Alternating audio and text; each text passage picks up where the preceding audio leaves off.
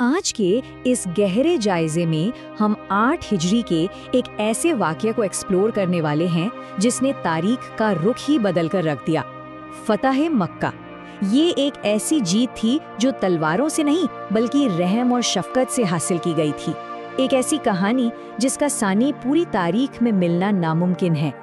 ذرا تصور کیجئے کیا ہوتا ہے جب آپ کا سب سے بڑا سب سے آخری دشمن مکمل طور پر بالکل آپ کے قدموں میں ہو۔ یہ ایک ایسی کہانی ہے جہاں ایک وقت میں مسلمانوں کا مکہ میں زندہ رہنا، یہاں تک کہ سانس لینا بھی مشکل ہو گیا تھا۔ انہیں اپنے ہی گھروں سے بے گھر کر دیا گیا تھا۔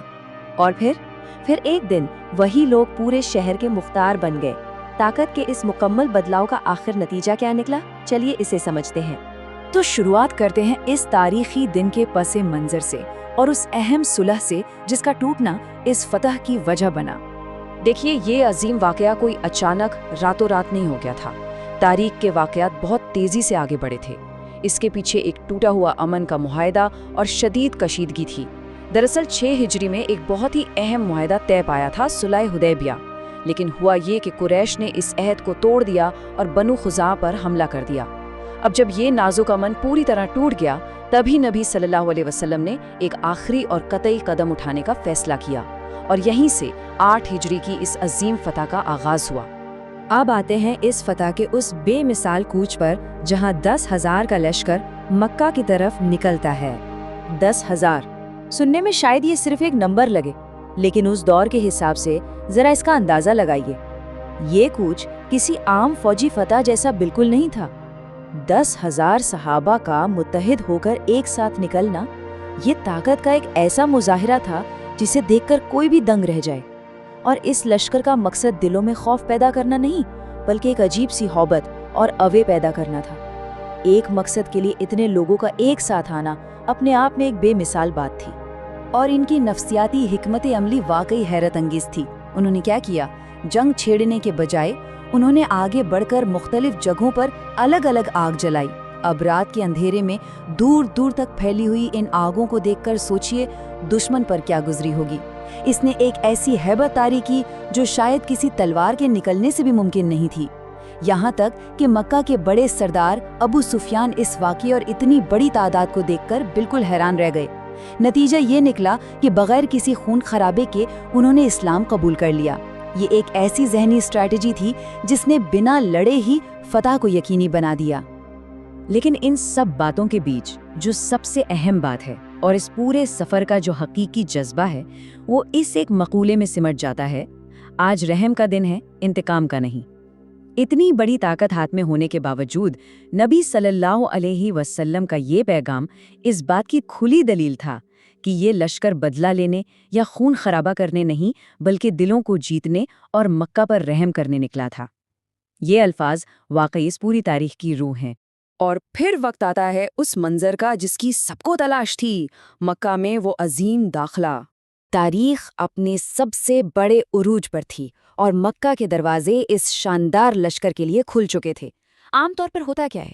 دنیا میں جب بھی کوئی فاتح کسی شہر میں قدم رکھتا ہے تو اس کا انداز کیسا ہوتا ہے؟ تکبر اور غرور سے بھرا ہوا، ہے نا؟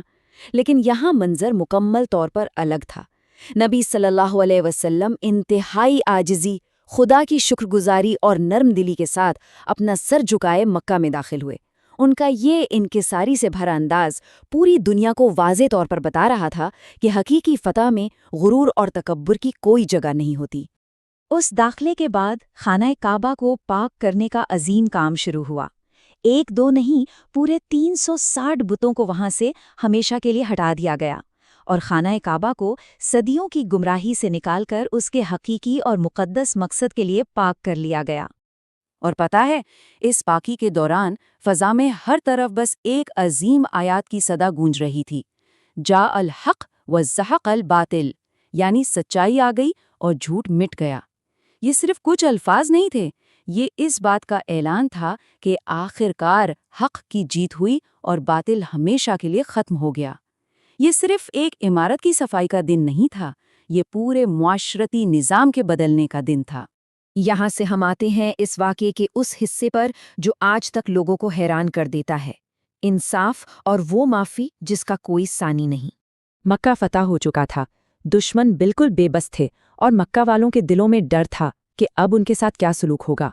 और यहाँ पर तारीख का वो फैसला सामने आया जिसने सबको दंग कर दिया। ऐलान हुआ, आज तुम पर कोई इल्ज़ाम नहीं, जाओ, तुम आज़ाद हो। ज़रा इसकी गहराई को समझिए। इन चंद अल्फाज ने सदियों की दुश्मनी और जुल्म को पल भर में ख़त्म कर दिया। उन लोगों को मुकम्मल आज़ादी और माफ़ी दे दी गई जिन्होंने सालों तक मुसलमानों पर इंतहाई जुल्म ढाए थे। जब मुतलक ताकत आपके हाथ में हो तब ऐसी शफ़क़त दिखाना ये उस दौर के लिए ही नहीं बल्कि आने वाली हर नस्ल के लिए रहम दिली की सबसे बेमिसाल मिसाल बन गया। तो अब सवाल ये पैदा होता है कि आज के इस ज़माने में हमारे लिए इन बातों में क्या सबक छुपा है। देखिए, ये अजीम वाक़या सिर्फ माजी की किताबों में पढ़ने के लिए महफूज नहीं है। ये हमारे जज्बात, हमारे रवैयों और ख़ास तौर पर हमारे किरदार के लिए बहुत बड़ा और अमली सबक रखता है। एक तरफ दुनिया का वो तरीक़ा है जहाँ ताकत और तलवारों से गलबा हासिल किया जाता है, और दूसरी तरफ किरदार और अखलाक की वो जीत है जिसका असर कभी ख़त्म नहीं होता। मक्का की फतह इस बात का जीता जागते सबूत है कि इस्लाम की बुनियादी ताकत फ़कत जंग नहीं बल्कि दुश्मनों को दिल से माफ़ कर देने का अजीम किरदार है। ताकत के आगे अखलाक हमेशा गालिब रहता है। तो इस पूरे जायजे का खुलासा हम बस इस एक सोच में बयान कर सकते हैं। फतह मक्का सिर्फ माजी की एक फतह या जंग का नाम नहीं था।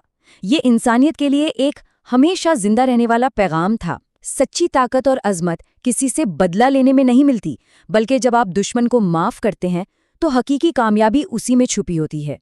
ये अखलाक की एक ऐसी मिराज थी जो सदियों तक इंसानियत की रहनुमाई करती रहेगी। आखिर में इस रोशन फतह से हम एक बेहद ज़रूरी सवाल अपने साथ लेकर जाते हैं, और वो ये कि कैसे हम अपनी रोज़मर्रा की ज़िंदगी में इस रहम को, इस शफ़क़त को अपना सकते हैं। सोचिए ज़रा, जब कभी हमारे पास किसी मसले में ताकत हो और गुस्से में किसी से बदला लेने का पूरा मौका हो, तब क्या माफ़ी का रास्ता चुनना हमारा फ़ैसला हो सकता है? इस गहरे और ज़रूरी ख्याल के साथ अपने इस तारीख़ी जायज़े को यहीं मुकम्मल करते हैं। इन अजीम अल्फाज और इस सबक पर ज़रूर गौर कीजिएगा।